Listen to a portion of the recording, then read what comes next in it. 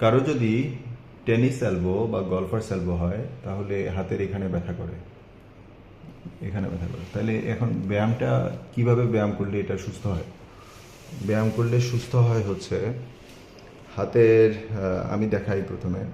হাতটা এখান থেকে একদম স্ট্রেইট করে রাখতে হবে, এই জয়েন্টটা ভাঙা যাবে না, স্ট্রেইট করে রাখতে হবে। স্ট্রেইট স্ট্রেইট করে রেখে হাতের পজিশন হচ্ছে তিনটা তিনটা একটা হচ্ছে, প্রথমটা করো। টানা দাও, টানা দাও। এখান থেকে না, এই জয়েন্টের উপরে ধরে, এই জয়েন্টের উপরে ধরে টানা দাও, জোরে টানো, দেখি তোমার ব্যথা করে। হ্যাঁ, ধরো, আরও টানো।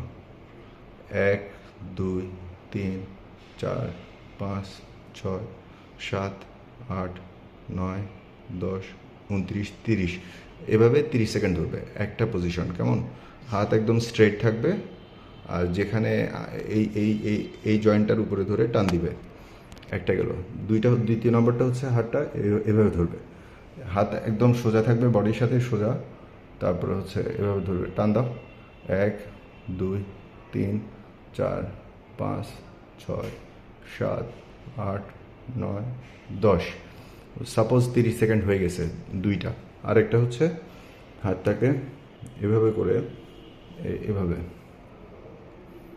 1 2 3 4 5 6 7 8 9 10 29 30, এই তিনটা পজিশনে এক রাউন্ড হয়।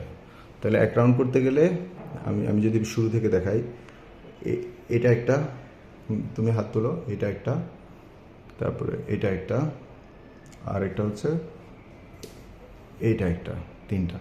এই তিনটা পজিশনে এক রাউন্ড হয়।